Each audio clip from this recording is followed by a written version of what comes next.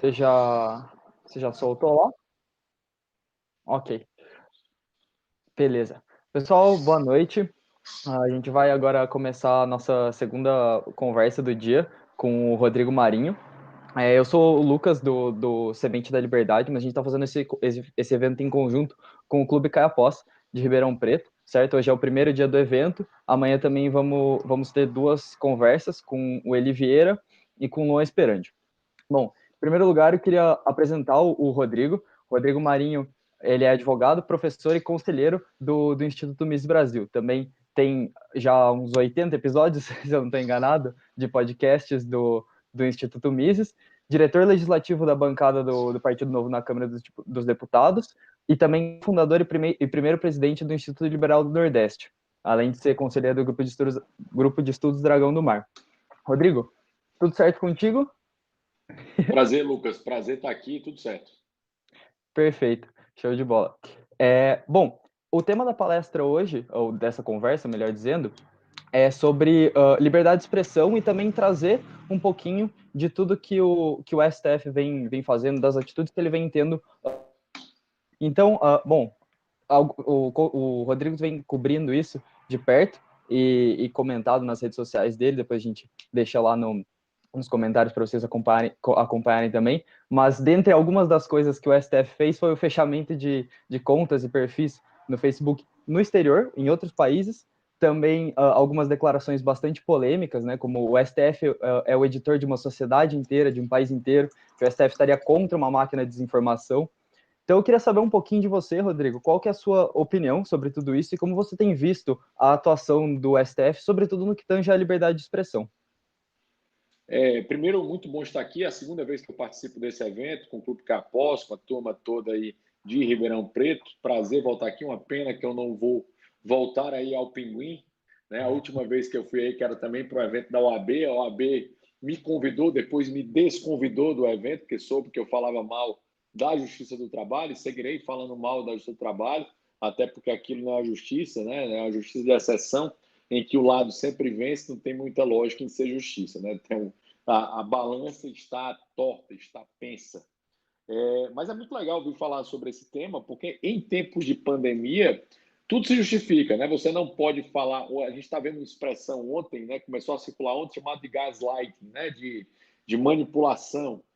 O exemplo que eles estão dando é o governador de Nova York, que tem os piores números relacionados ao Covid. Ele é considerado um dos melhores gestores contra o Covid. Muito parecido com o Camilo Santana, aqui no meu estado, no governo do estado do Ceará, que tem os piores números proporcionalmente do Brasil e é considerado um bom gestor também nessa pandemia. Fez uma gestão terrível, né? Inclusive, agora o secretário de saúde dele acabou de dizer que o mundo errou, deveria ter feito tratamento precoce anteriormente. Aí o pessoal fica louco, né? Porque acha que eu estou defendendo a hidroxicloroquina, a ivermectina. Eu estou defendendo o diabo do tratamento precoce, que é algo que o meio médico já defende há muito tempo. A forma disso, os médicos definem, o caminho vai ser definido. Mas que esse cara é considerado um bom gestor.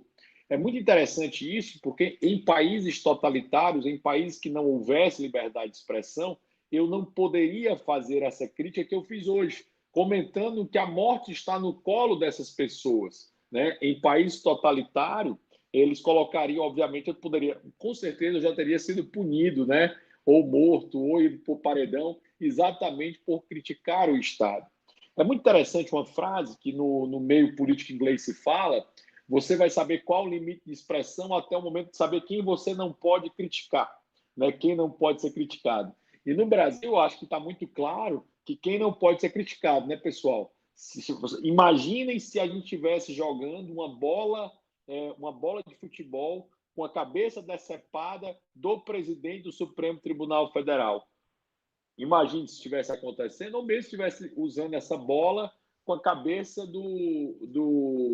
da Marielle ou do Marcelo Freixo, como é que isso seria encarado? É uma piada absurda, né? Uma liberdade de expressão de absurdo mau gosto, seja para um lado, seja para o outro, mas que são reações diferentes. Né? Com o presidente do Brasil é tolerado, com o presidente do STF, com a turma do STF é intolerável. Dois O pesos e exemplo duas medidas, realmente, né? Exatamente. O Rodrigo, exemplo claro.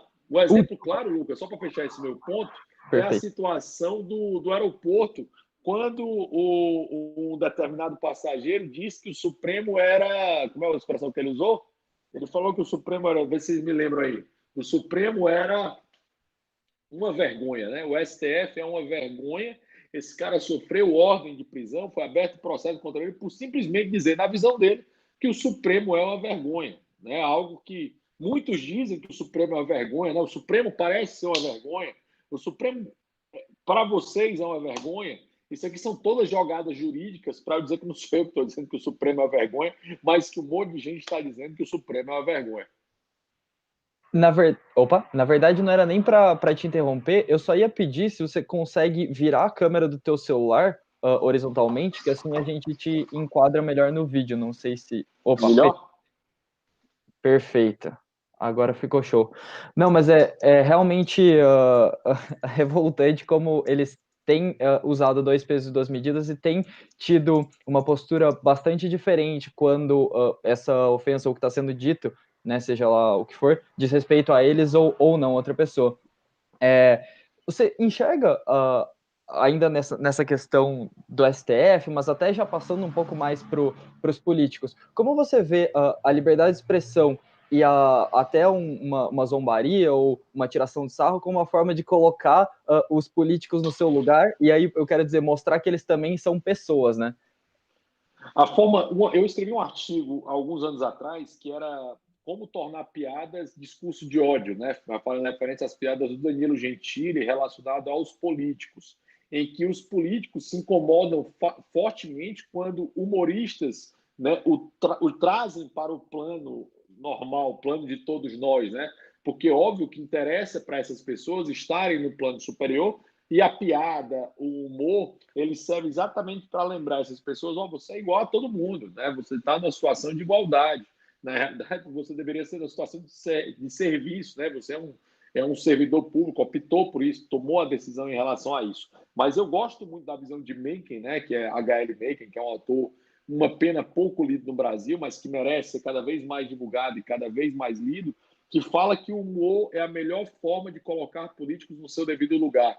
E é exatamente essa graça, quando o Danilo Gentili pega lá o papel e faz o que faz, acho de extremo mau gosto aquele que foi feito, mas acho que ele serve uma finalidade. Cacete, eu estou falando, eu sou humorista, minha função é falar mal de você.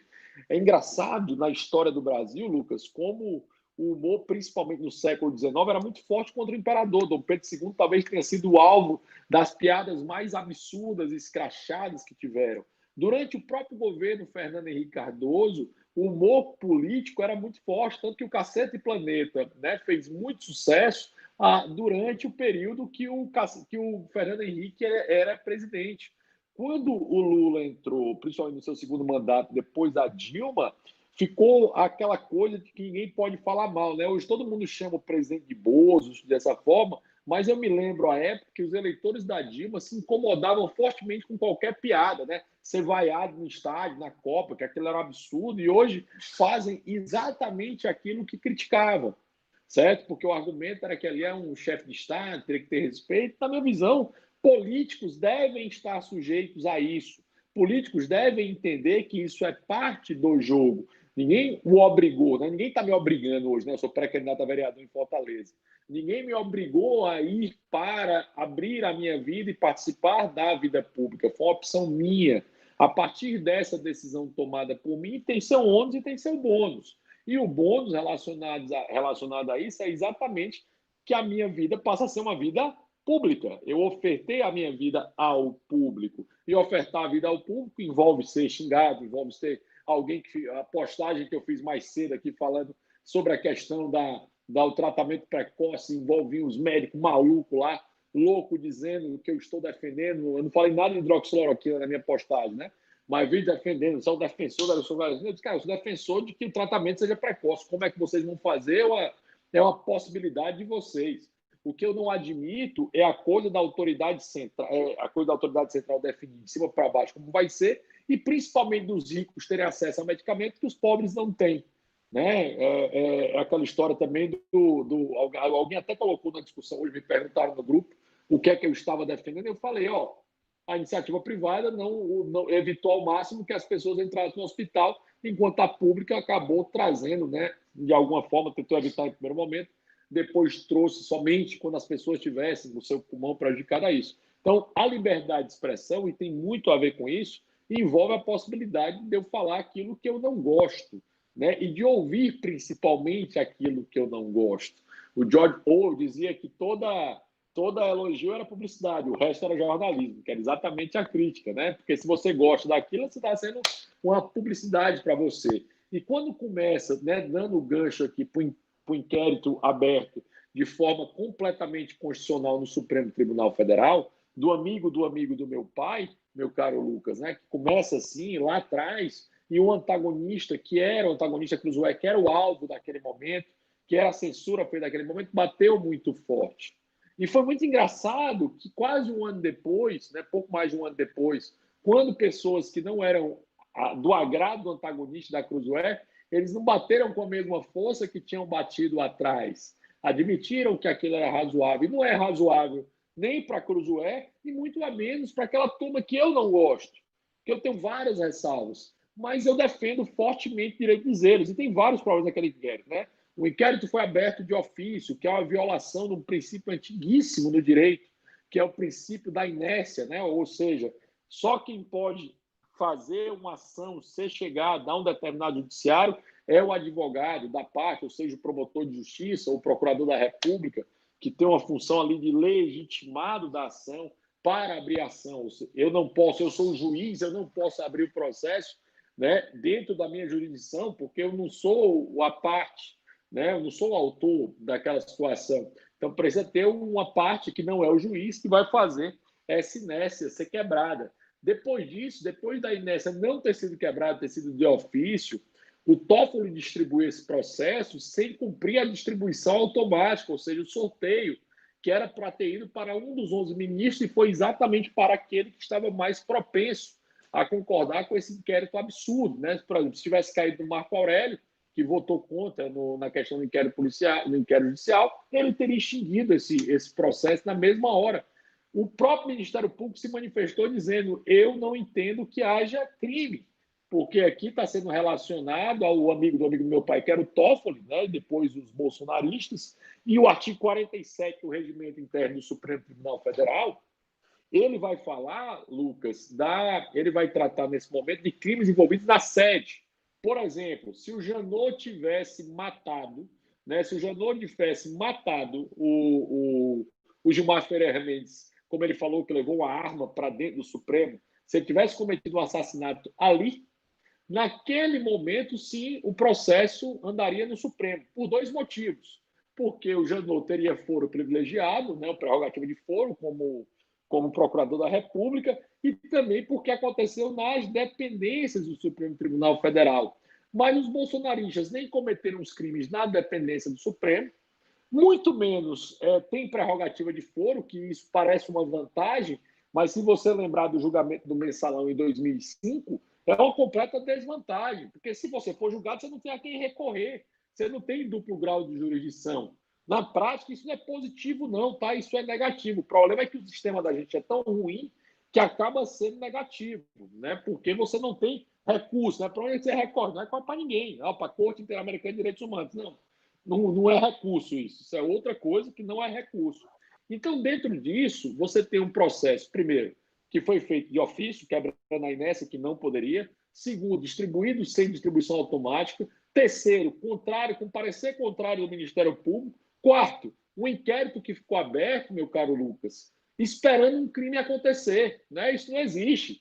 O crime acontece, depois ao inquérito, depois ao julgamento. E é um inquérito que começa para censurar.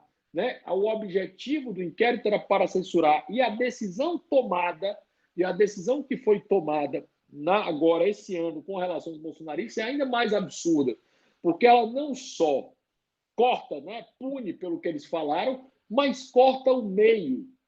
Corta o meio, ou seja, é como se eu tivesse escrito uma peça para difamar alguém no meu computador e simplesmente meu computador ser levado embora por conta disso. Né? O meio não pode ser cortado. Nós punimos a fala, nós não punimos o meio. certo? E aí foi punido o meio.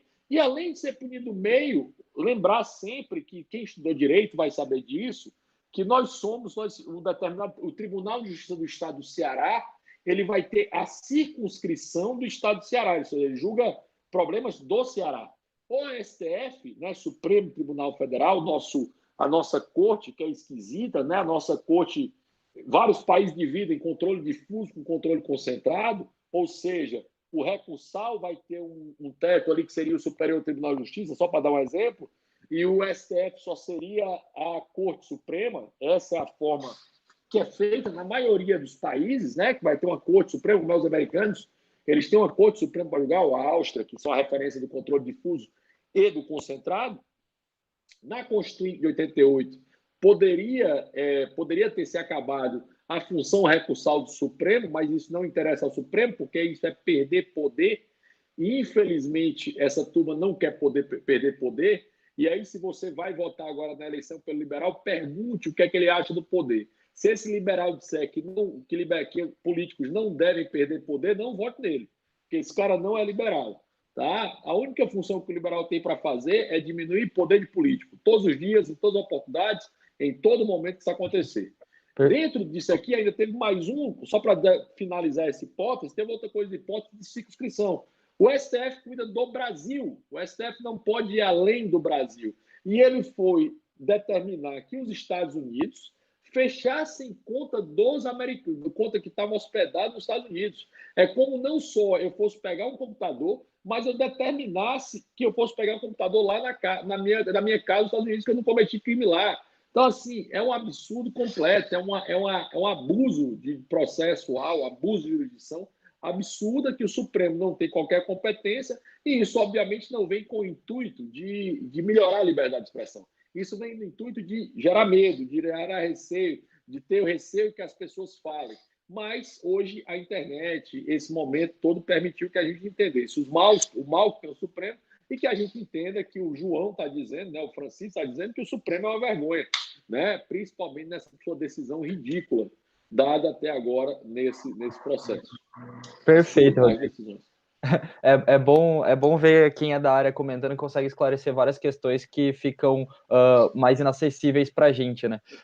E você trouxe aí vários pontos nos quais a ação do STF não foi o que estava previsto na lei, né? Que você mostrou, apontou algumas inconsistências. E aí a próxima questão é uma frase bem famosa: quem vigia o vigilante, né? Se o STF está agindo dessa forma, quem está ali para garantir que ele vai fazer as coisas como ele deveria? Como você enxerga essa questão deles terem esse poder incontestado, que não pode ser questionado de certa forma?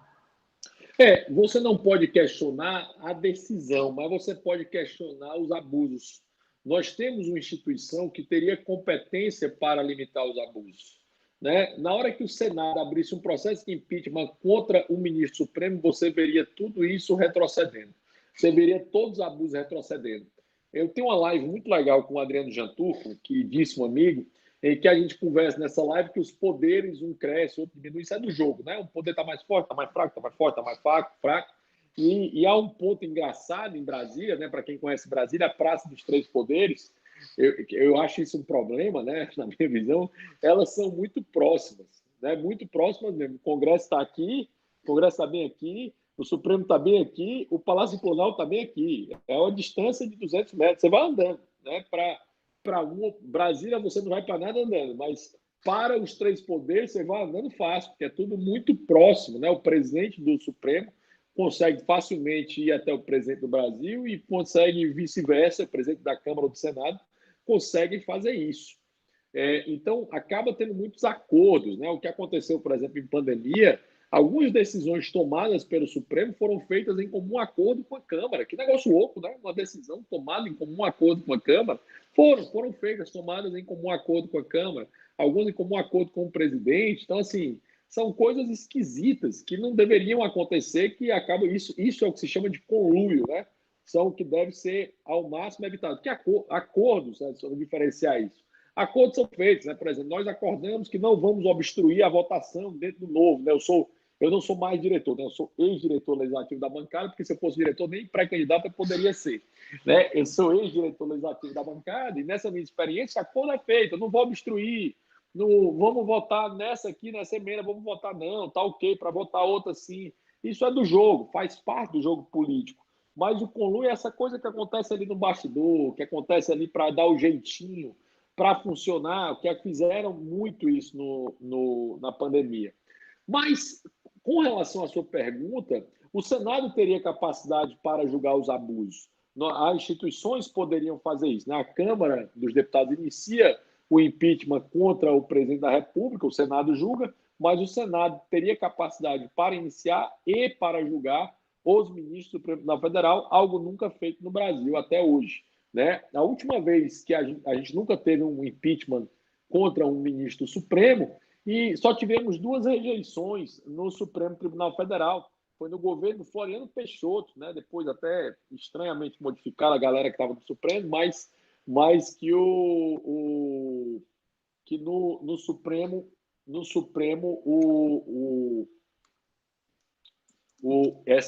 isso acabou acontecendo, que foi lá fora, mas hoje não teve, e o Senado teria capacidade para isso.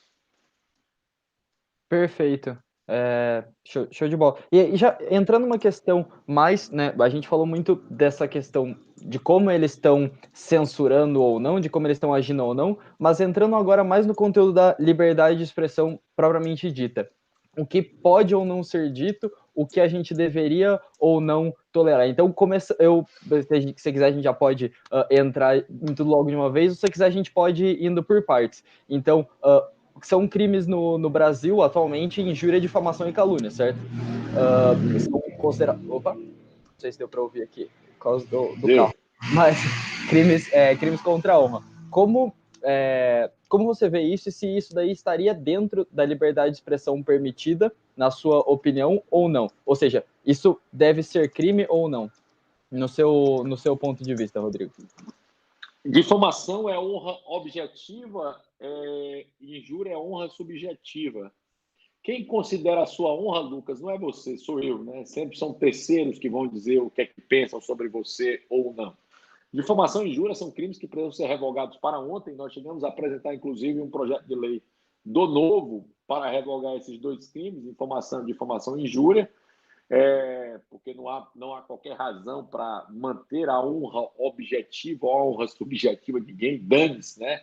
De boa, o que é a honra objetiva ou subjetiva de alguém. Isso é um valor que não pertence à pessoa, é um valor de terceiros, necessariamente. Mas a injúria racial, que é o racismo, precisa ser mantida, é um crime, na minha visão. Né? Você está usando o pior coletivismo que existe, que é essa coisa relacionada à cor da pele, ou por uma religião, ou por determinada situação que você vive, um judeu, ou um bandista, um candomblé, né? Para ter isso, eu mesmo cristão, para ter essa situação. Então, isso não cabe. Quanto e a outra, a calúnia, que é a imputação de crime a alguém. Né? Você está imputando crime a alguém, aí, na minha visão, eu ficaria com a ideia, inclusive, romana. Se você imputou um crime com alguém, essa imputação é falso, você vai ser responsabilizado pelo crime que você imputou a terceiros. Na Roma Antiga era assim.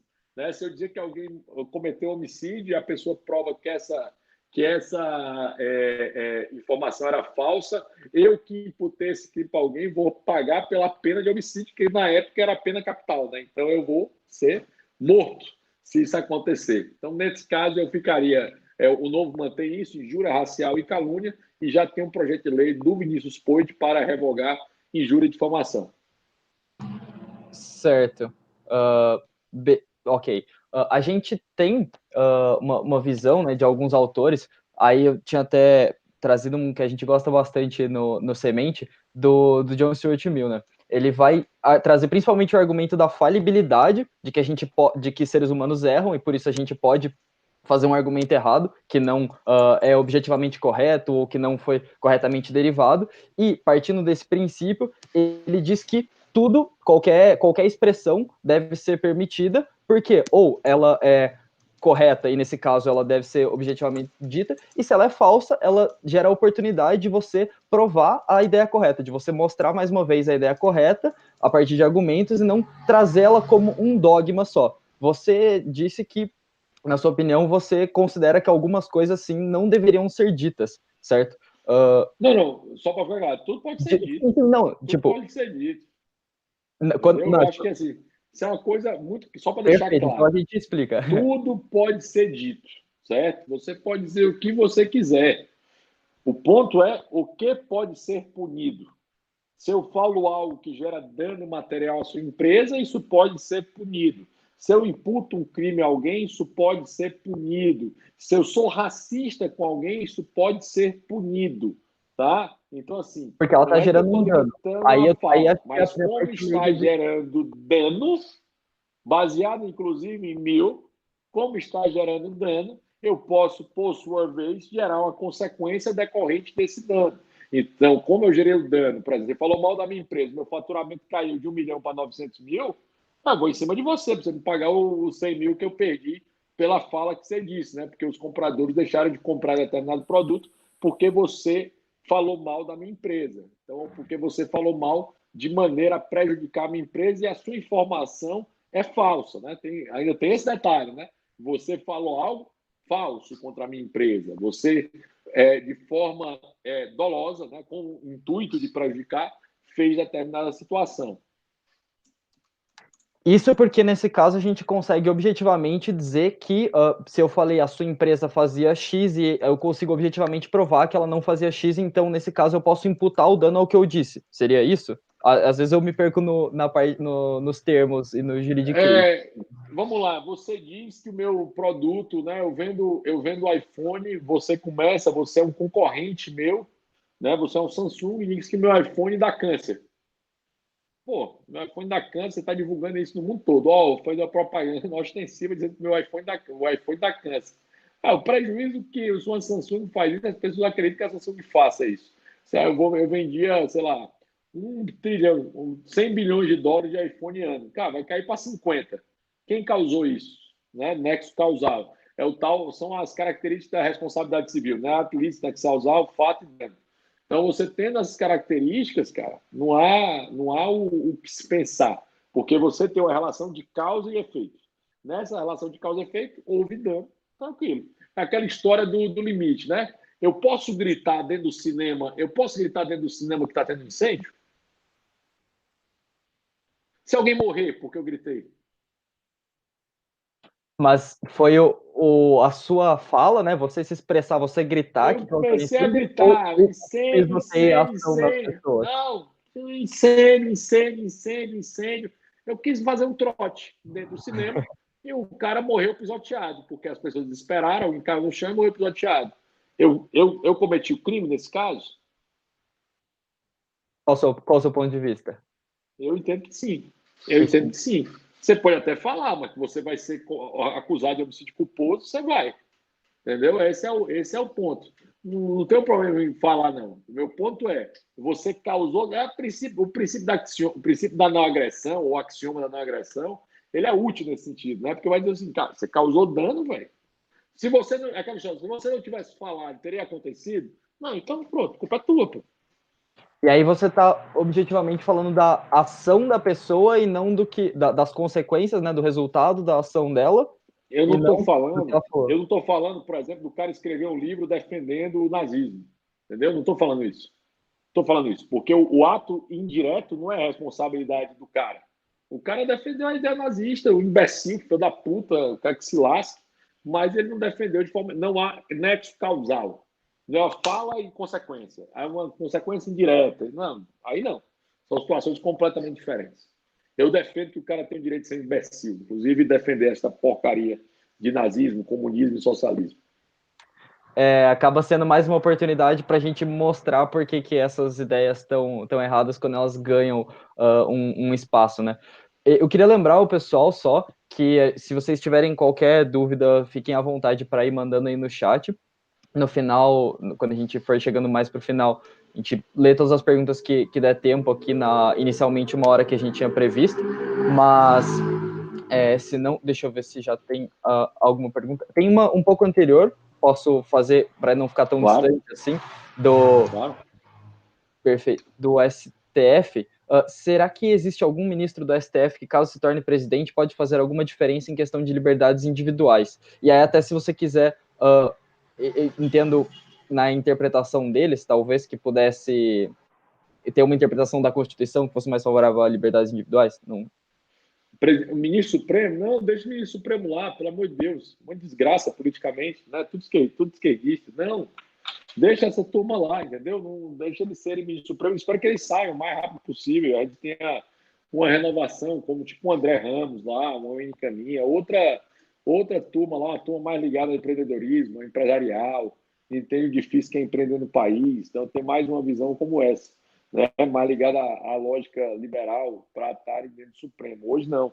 Eu espero que, assim, nós temos bons políticos hoje que podem alçar essa possibilidade, né? Prefiro 1000 vezes ter o Marcel Van Hatten como presidente do Brasil para defender a liberdade, para ser alguém que vai evitar, né, pelo menos brigar fortemente para que a liberdade de expressão se valha, né, tenha força e se coloque por lá.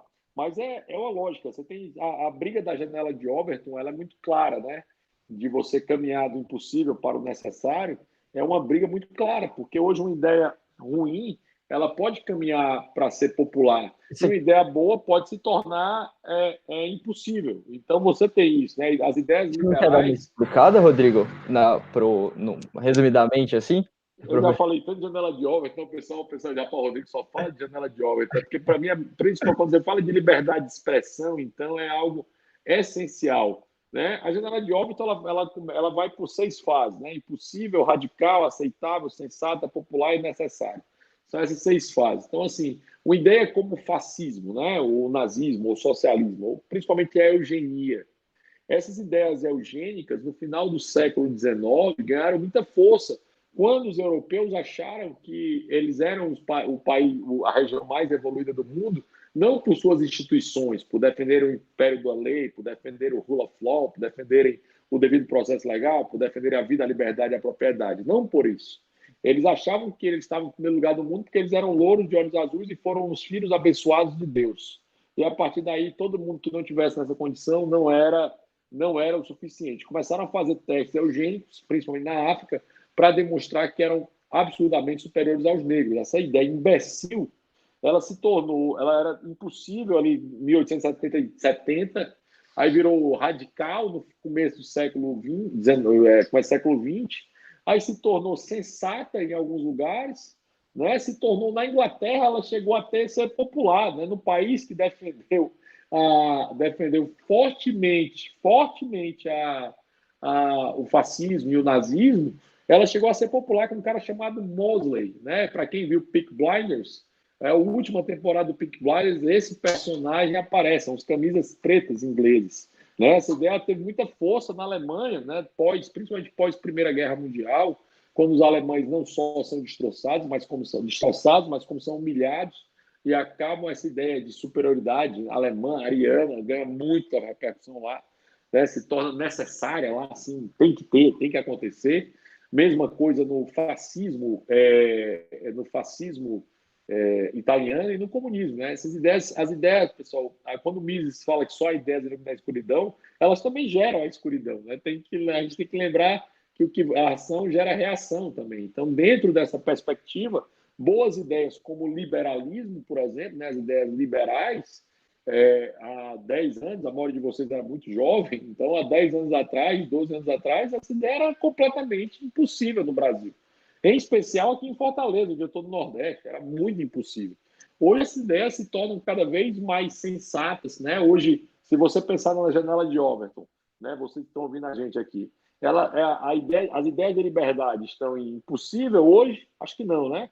Radical, acho que já avançou, né? Hoje é tranquilo, você tem um amigo, você pega menina sendo liberal, então ou meninos aí, para quem preferir, certo? Você pega meninos e meninas aí sendo liberal.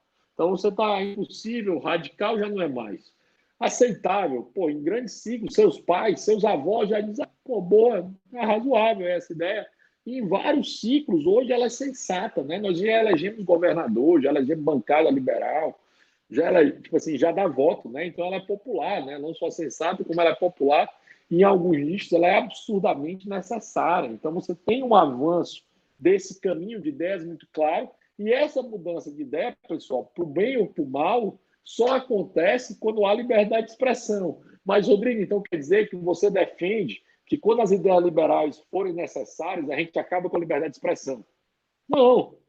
A gente sabe uma coisa importante sobre as ideias, sobre qualquer ideia, né? Principalmente as ideias de liberdade, né? A liberdade é fantástica a palavra, mas é muito contraintuitivo eu dizer que eu vou dar caminhos para alguém conseguir comer, né? Isso é contraintuitivo, né? Eu vou dar instituições para as pessoas conseguirem comer. O cara não entende que assim, o cara quer comer, não entende esse caminho que vai ser projetado. Depois que você explica, eles, tem lógica, né? Vou dar facilidade, menos burocracia, mais possibilidade, mais dinheiro no bolso das pessoas, então eles vão ter mais possibilidade de avanço. É isso mesmo, é essa a tendência. Mas se você tem países muito ricos, hoje os jovens americanos tendem muito mais a ser socialistas ou liberais, porque é um problema sério. Porque o cara não é uma piada que é falado com o Bill Gates, né? Que o Bill Gates sai do restaurante, aí e dá $5 para o manobrista, né? De gorjeta. Aí o manobrista diz, pô, mas $5? Você é um dos homens mais ricos do mundo. Seu filho acabou de me dar $50 de gorjeta. Aí o Bill Gates diz, né? O meu filho é filho de pai rico. Eu não sou filho de pai rico.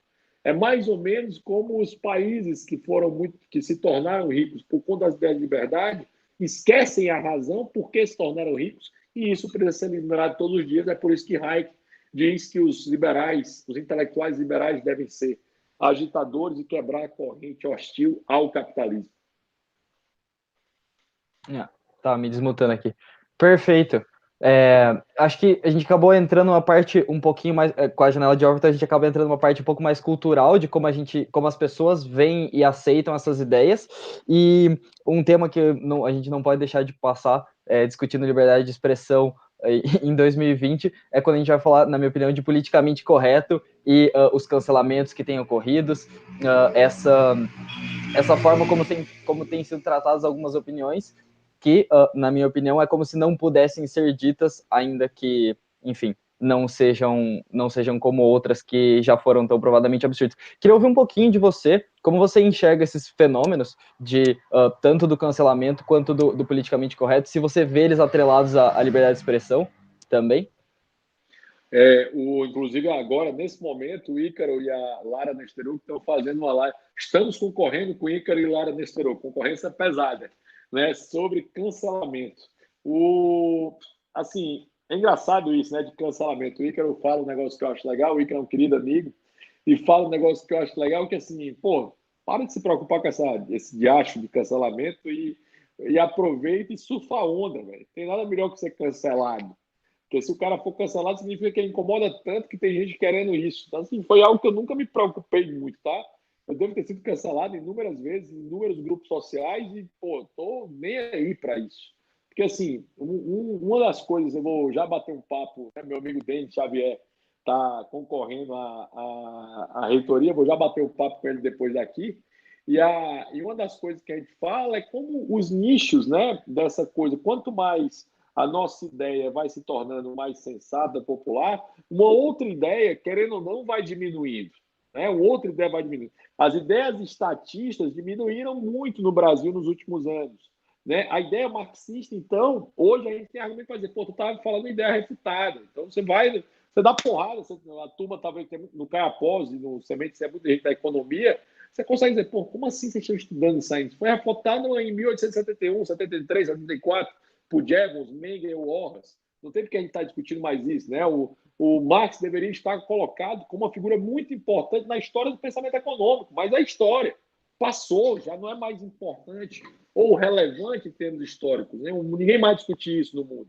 Se discute hoje ainda Keynes e Hayek, né? Que é a grande discussão, mais intervenção, menos intervenção. Ninguém discute mais Marx, né? E aí você vai ter o pós-keynesiano, o neo-keynesiano, sei lá, keynesiano, e escola austríaca, escola de Chicago, neoclássica, é isso que está sendo discutido no mundo hoje, em especial os neoclássicos, né? Basicamente o mainstream hoje é absolutamente neoclássico, muito ligado a Chicago, é isso que se discute em termos econômicos no mundo. Então, dentro da perspectiva do cancelamento, eu acho que a turma acaba levando muito a sério, entendeu?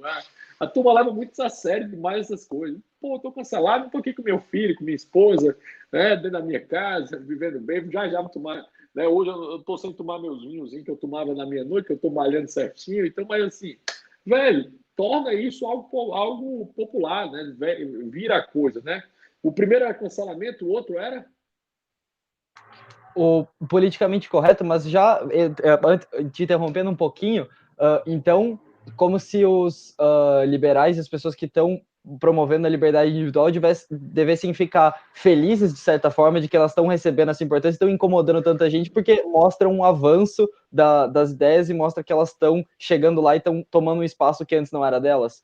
É engraçado, tem duas coisas que eu sempre falo quando eu falo sobre liberdade de expressão, que é sobre janela de Overton, que não tem como não falar disso, e sobre conflito de visões. Thomas Sowell, né? Não sei se já ouviram falar do livro do Thomas Sowell? Thomas Sowell, você pode ler qualquer coisa. O cara é bom, né? Qualquer coisa que aquele senhor escreveu é espetacular.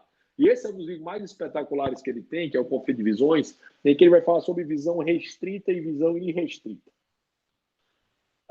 A maior parte, na minha geração, não era muito importante política, tá? Minha geração de faculdade, na tua faculdade de política, porra nenhuma, né? Discutia ali pontualmente alguma coisa de movimento estudantil, de mesmo sendo universidade. de faculdade de Direito. Que hoje... Cara, não se discutia nada. Havia uma doutrinação, óbvio, né? Os professores eram esquerdistas, mas pô, não era relevante, né? Eu peguei o governo, durante toda a minha faculdade eu peguei o governo da FHC, final do segundo governo da FHC, começo da minha faculdade, governo Lula, né? Pela primeira reeleição, Nordeste vota absurdamente na FHC no primeiro e segundo turno, né? Por isso que eu sempre digo que o Nordeste não é de esquerda, né? Não é petista. O Nordeste é governo, né? Porque depende muito fortemente do governo. Depende mais, inclusive, deveria depender muito menos do governo central. E o final da faculdade, o Lula tinha sido eleito no primeiro mandato, faz um governo tendendo ao liberalismo, né? Até pelo menos 2003, 2004, com o Schwarzenegger, com o Marcos Lisboa, com o Henrique Meirelles. E essa visão, então não se discutia isso na faculdade. Óbvio que tinha professores muito mais à esquerda, o direito tem uma característica de não ser de esquerda, né? Nem ser direito. O direito é estatista, porque isso interessa nos incentivos, o tal dos incentivos, né? Incentivos funcionam, uma coisa que os liberais sempre falam, né? Ou seja, os caras têm muito concurso baseado no direito, quanto mais o Estado quanto maior o Estado, mais processos vão ter, mais problemas vão ter, certo? E vai ter mais professor, aluno, concurso, tudo isso aí envolve ser estatista. Por isso que o direito é estatista. O direito não é nem direito nem de esquerda, é mais estatista mesmo, certo? Óbvio que tende a um... Aí você pode ter estatismos de direita e estatismo de esquerda, né? Ao longo da história, nós vimos um estatismo de Geisel, de direita, e o estatismo num canalha assassino de esquerda, que era Getúlio Vargas, que era aquele canalha desgraçado. Então, você vai ter dos dois lados. Dentro dessa visão, a visão restrita para entender por que é tão difícil a coisa, por que acontece o cancelamento, ou por que o politicamente correto é uma forma da nova língua de funcionar, é que se você pensa na visão restrita, aquela coisa do Bernard Shaw, né, que vai dizer que se os 20, 30 milhões de socialistas, das pessoas assassinadas em regimes socialistas, tivesse chegado no amanhã dourado, tivesse dado certo, tudo certo essas mortes, ele responde yes. Porque não importa o caminho, não importa o meio, importa que se chegue lá. Basicamente é isso, né? Tanto eu como o Marcelo Freixo queremos que as pessoas comam. Eu quero que todo mundo coma. O Marcelo Freixo também, eu tenho certeza disso. Só que o Marcelo Freixo não importa qual a forma que ele vai fazer isso. Se tiver que roubar, se tiver que tirar espoliar as pessoas para conseguir isso, ele vai fazer. Para ele não há mal nessa sequência, né? E isso está na doutrina. No esquerdismo, a doença fatal do socialismo, que Lenin escreveu, ele fala disso. Na nossa moral e moral deles, o Trotsky fala disso. Então, você vai ter na doutrina essa base muito forte de que não importa o caminho. Importa que se chegue lá. Já a visão restrita, essa é a visão irrestrita, tá? Já a visão restrita, que seria mais a minha visão, a visão mais haeckiana, seria a visão que as instituições importam. Como chegar importa. A forma de chegar lá importa. Não tem lógica matar 30 milhões de pessoas para justificar eu chegar no meu objetivo. Isso nunca vai ser justificável. Eu gosto muito da passagem aqui para falar de cultura pop do The Witcher, né? Que vai falar que o mal menor ainda é o mal. Né? O mal menor ainda é o mal e sempre será o mal. Então, dentro desse contexto, é mais ou menos isso. Então, quando você é da visão restrita, e o teu mindset, né, o teu drive que está na visão restrita, e tu vira a chave, é muito difícil para as pessoas que estão na outra visão te entenderem. Como assim ele mudou de ideia? Porque você não muda uma ideia só. Quando você muda de ideia, você muda um conjunto de ideias, né? Um conjunto de parâmetros, de visão de mundo que mudam. E quem era teu amigo antes, deixa de ser teu amigo, porque nem você consegue entender mais eles, porque é difícil fazer essa ilação, esse raciocínio, e muito menos essa galera consegue entender. Você passa a ser um traidor, e por isso você merece ser cancelado. É muito comum isso, muito mais comum isso da esquerda para a direita, já vi do restrito, do irrestrito para o restrito, do que o inverso. Já vi, mas é raro. Em geral, envolve namorados, relacionamentos, quando isso acontece. Entendeu? Mas já vi acontecer poucas vezes. Dentro desse conceito do politicamente correto é usado exatamente para que para que o João que quer fazer essa transição não consiga, né? Não seja possível, porque você vai ser um pária, você vai ser alguém que não presta, você vai ser alguém fora da sociedade. É inadmissível que você faça essa transição, então você começa a estabelecer termos como fascista, né? Como alguém que não merece uma convivência, com alguém que você não vai respeitar, então você não respeita, obviamente, as liberdades, principalmente a ideia da menor minoria ser o indivíduo, porque você quer ter o controle. A ideia do politicamente correto, ela tem a ver com controle. Ela tem a ver com estabelecer limites e parâmetros para saber que você não pode sair desse esquadro. E a graça da individualidade é sair do diabo do esquadro. E é isso que a gente defende todos os dias. Perfeito. Pessoal, tem mais uma pergunta no chat, tem mais uma que eu gostaria de fazer, mas a gente já deu 50 minutos, tem um pouquinho mais, mas se vocês tiverem perguntas, já vão mandando aí pelo chat, que a gente vai chegando na parte final. Antes de fazer a segunda pergunta que tem aí no chat, eu queria saber, você falou que o direito, ele é essencialmente estatista. Você vê o direito como sendo uma ferramenta para defender liberdades individuais? Qual é o seu posicionamento sobre o que deveria ser? E aí peço para você tentar deixar um pouquinho para leigos, porque eu sei que você tem profundidade, consegue tratar isso com muita profundidade, mas de uma forma mais sintetizada aqui do que deveria ser o papel dele, rapidinho. Eu fui injusto com o direito, tá? Só para deixar claro. Você acabou de deixar uma coisa clara para mim, que eu fui injusto com o direito. O ensino do direito é estatista. O direito é muito mais legal, muito mais interessante, muito mais divertido do que ensinado hoje. Tem uma palestra minha no Summer School que eu trato exatamente sobre esse tema, está no YouTube, você acha fácil essa palestra do Summer School do Instituto Mises Brasil, em que eu vou falar exatamente isso. O direito é uma ordem espontânea, espetacular, né? Nessa mesma live que eu citei com o Jean Turco, a nossa discussão era o que é mais importante, o direito ou a política ou o direito? E a gente chega à conclusão, no final da live, que, cara, são simbióticos, né? Você vai ter... As relações políticas existem quando há duas pessoas. E os contratos firmados existem quando existem duas pessoas. E essas duas pessoas formam a economia, porque os recursos passam, obviamente, a ser escassos, a ser administrados, né? São escassos individualmente, mas são mais escassos ainda quando tem dois. Você vai ter que alocar o recurso da melhor maneira possível. A política é exatamente a transação relacionada aos acordos, e os acordos firmados é o direito. Então, você vai ter tudo isso acontecendo em conjunto. Tanto que, durante muito tempo, quando você vê trivial e quadrivial, você vai ver o ensino clássico sendo ensinado e tudo misturado, a economia com o direito. Quando a escola austríaca, né, eu que faço parte do Mises Brasil, que adoro a escola austríaca, quando a escola austríaca foi fundada, os alunos que estudaram dentro da escola de Viena, dentro da Universidade de Viena, que é uma universidade espetacular, quem tiver oportunidade não deixe de visitar. Assim que você entra, você vê lá a foto do Hayek como um dos 6 ganhadores do Prêmio Nobel da Universidade de Viena. E você vai ver isso, uma curiosidade, o Mises não tem um busto lá, vários professores têm busto na Universidade de Viena, o Mises não tem porque ele nunca foi catedrático de Viena. Mas a escola austríaca formava todos os autores, até Hayek, né, os grandes pensadores da escola austríaca, até Hayek, depois ela vai para os Estados Unidos com Hoffa,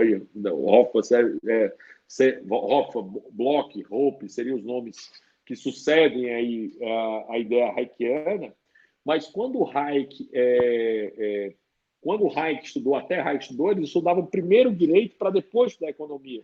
E alguns textos Hayek e Mises falam como era importante esse ensino, exatamente para você entender que as coisas são interligadas, que as coisas funcionam em conjunto. Né? Hoje, uma das disciplinas, na minha visão, mais importantes do direito é exatamente law e economics, né? Ou análise econômica do direito, ou exatamente entendendo que direito tem custo, que tem responsabilidade. Então, primeiro ponto, o direito não é estatista. O ensino do direito o é. O direito, por definição, é limitação de poder, né? É garantido para limitar o poder. Quando a gente cria a ideia de Constituição, o objetivo ali em 1215, quando a Carta de João Sem Terra é criada, e aí é um avanço da política e do direito, é exatamente limitar o poder do rei. A ideia do livre mercado só permite acontecer quando o rule of law, o Estado de Direito, exatamente não ser o império dos homens, mas sim o império da lei, é que permitiu que a gente conseguisse ter a evolução da industrialização, do mercado, da liberação das pessoas, de destravar as travas burocráticas e permitir que essa ordem espontânea surgisse e as pessoas conseguissem planejar muito mais e o Estado, por sua vez, planejar muito menos. Então, deixando claro, o ensino do direito do Brasil hoje é absurdamente estatista. O direito, em especial o direito aqui que eu não quis entrar na diferença, do direito natural, trazido aí por Molinari, por Bastiat, por Tomás de Aquino, por Santo Agostinho, trazido por essa turma toda, ele é muito mais legal, por Juan de Mariana, né, dos Colapsos Tardios, muito mais legal, muito mais interessante do que o positivismo que é colocado hoje, em que o direito não passa de legislation, como diria o Hayek, e isso perde muita força do law, que é esse direito com D maiúsculo, que é muito mais legal e divertido. Eu espero que vocês tenham a chance de ouvir professores que consigam ensinar essa diferença. A gente acaba tangenciando um pouquinho o tema, mas eu acho um desperdício não aproveitar a sua presença para, pelo menos que de forma superficial, tocar um pouquinho nisso. Tem uma pergunta que fizeram no chat, eu vou passar ela para você agora. No Brasil, o STF... No Brasil, o STF julga recursos de diversas searas, inclusive penal. Aproximá-lo do sistema alemão de Tribunal Constitucional Federal adstrito à matéria constitucional te parece uma ideia interessante? E aí, já peço para você dar uma traduzida na pergunta, porque para a gente deixar ela mais acessível, por favor. Vamos lá. Existem duas formas de controle constitucional: o controle difuso e o controle concentrado. O controle concentrado surge na Áustria, né, que é a ideia de você ter um tribunal constitucional que está fora da jurisdição. Por exemplo, se eu litigo contra você, Lucas, eu entro na primeira instância, né? Aí no Fórum da Comarca de Ribeirão Preto, São Paulo. Depois vai para o Tribunal de Justiça do Estado de São Paulo. Depois vai para o STJ, num recurso especial. Depois vai para o STF, num recurso extraordinário. Essa relação entre nós dois é o controle difuso, certo? Porque cada juiz aqui, em cada instância, juiz, desembargador, ministro, podem julgar a constitucionalidade da norma. Por sua vez, na Áustria, onde surge esse controle concentrado, você ajuização direto na Corte Constitucional, e a Corte Constitucional, que está fora aqui desse controle recursal, essa Corte Constitucional vai dizer se aquela decisão, se aquela lei, né, se aquela visão é constitucional ou não. Isso aqui vai valer erga omnes. Quando vocês ouvirem a expressão erga omnes, quer dizer que vai valer para todos, para toda a galera. Erga, para a negada toda, para a cambada toda. Por isso que é o erga omnes. Nessa coisa, os americanos criaram uma outra visão, chamada controle difuso, que é essa que eu falei aqui do recursal, mas que eles podem requerer que vá para a Suprema Corte, ou que a Suprema Corte pode pinçar. Ela pode pegar até 100 casos no ano e pinça. O Brasil fez uma jabuticaba, tá? Bem jabuticaba mesmo. Ele misturou os dois sistemas, né? O STF não pode pinçar. Você chega lá apuradinho por ADPF, por ADC, que é Arguição de Descumprimento do Preceito Fundamental, Ação Direta de Constitucionalidade, que é parecido com o mecanismo jurídico que tem lá na Áustria ou na Alemanha, como dito pelo nosso quem está assistindo agora, que é ajuizado lá naquela instância, lá na instância superior, na instância máxima. Isso existe lá. O Brasil tem isso, mas também tem a Corte Recursal, que chega no recurso extraordinário até lá. Que isso não existe nem na Inglaterra, não existe nem nos Estados Unidos dessa forma, muito menos na Inglaterra, não existe em nenhum país do mundo.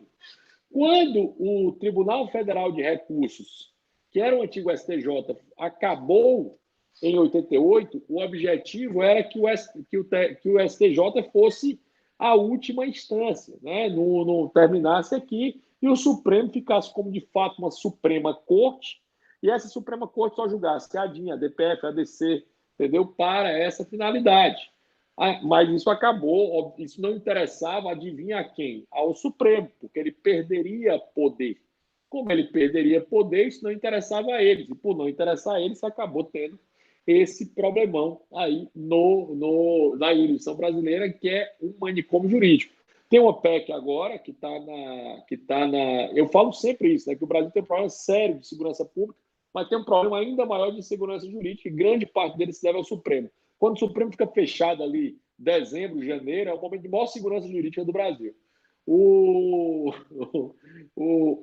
Dentro desse contexto, há uma PEC que vai dizer que não vai caber mais recurso para o STJ, para o STF, vai caber uma ação rescisória, que tem mais requisitos, mais limitação, para, em regra, os processos acabarem na segunda instância, que, numa lógica de Estado federado, é para acabar em segunda instância, que é o que acontece nos Estados americanos, que são a federação, que eles vão ter Suprema Corte, né, dos Estados, exatamente por entender que a segunda instância é onde é para travar a regra, a não ser que tenha algo violando a Constituição.